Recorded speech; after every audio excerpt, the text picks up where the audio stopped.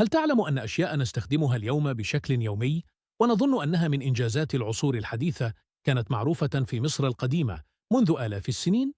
قبل أن تتشكل دول أوروبا الحديثة وقبل أن تظهر جامعاتها ومستشفياتها، كانت مصر قد أرست أسس العلم والإدارة والهندسة والطب بطريقة أدهشت الباحثين المعاصرين.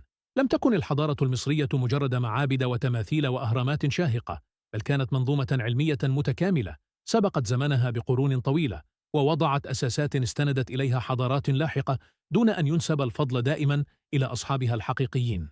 أول هذه الإنجازات كان التقويم السنوي، فقد ابتكر المصريون تقويما شمسيا مكونا من 365 يوما مقسما إلى 12 شهرا، وكل شهر 30 يوما، مع إضافة 5 أيام في نهاية العام. اعتمد هذا التقويم على الملاحظة الدقيقة لفيضان النيل وظهور نجم الشعري اليمانية في السماء.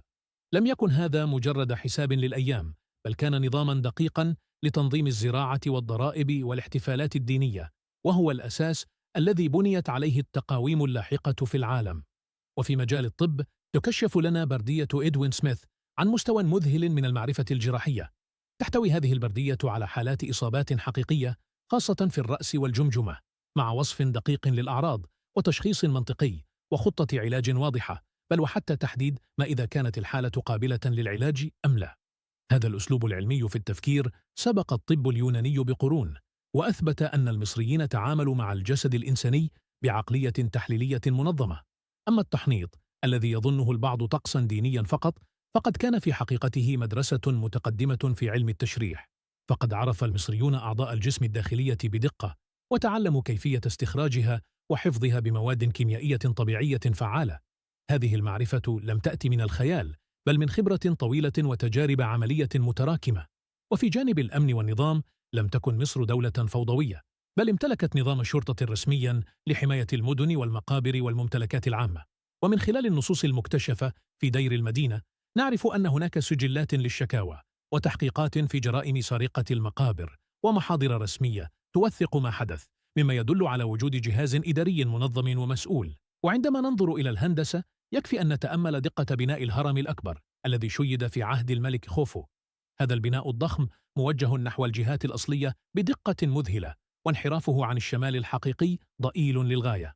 استخدم المصريون وحدات قياس معيارية مثل الذراع الملكي وأدوات حساب متطورة مكنتهم من تحقيق هذا التناسق الهندسي الذي لا يزال يثير الإعجاب حتى اليوم. ومن الابتكارات العظيمة أيضا صناعة ورق البردي، فقد تمكن المصريون من تحويل نبات البردي إلى مادة كتابة عملية وخفيفة وقابلة للنقل، مما سمح بتسجيل النصوص الدينية والإدارية والأدبية. وانتقلت هذه التقنية لاحقا إلى حضارات أخرى، بل إن كلمة paper في اللغات الأوروبية تعود جذورها إلى كلمة papyrus. وفي الحياة اليومية لم تغب العناية بالصحة والجمال، فقد استخدم المصريون مستحضرات تجميل مثل الكحل الذي لم يكن للزينة فقط، بل لحماية العين من أشعة الشمس والالتهابات. وقد أثبتت التحاليل الحديثة أن بعض مكونات هذه المستحضرات تحتوي على مواد لها خصائص مضادة للبكتيريا. كما عرف المصريون القفل والمفتاح، حيث عثر على أقدم نموذج لقفل خشبي بآلية تعتمد على مسامير تتحرك عند إدخال المفتاح المناسب، وهو مبدأ ميكانيكي ذكي تطور لاحقا في حضارات أخرى. وفي مجال الملاحة، تكشف لنا مراكب الشمس المرتبطة بالملك خوفو قرب أهرامات الجيزة عن مهارة عالية في صناعة السفن، وقدرة على بناء هياكل خشبية ضخمة بدقة وترابط هندسي متقن.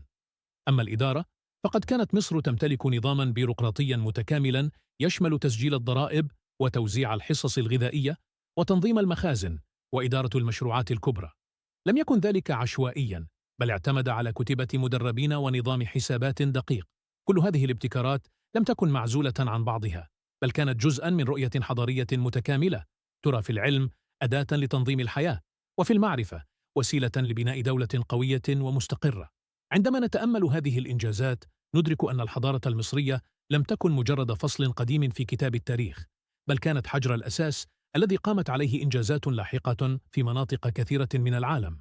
والسؤال الذي يطرح نفسه اليوم ليس هل كانت مصر عظيمة؟ بل لماذا لا يسلط الضوء على هذه الحقيقة بالقدر الكافي؟ هذه ليست مبالغة ولا حكاية أسطورية، بل حقائق موثقة تشهد بأن مصر القديمة كانت بالفعل منبعًا للعلم والنظام والابتكار،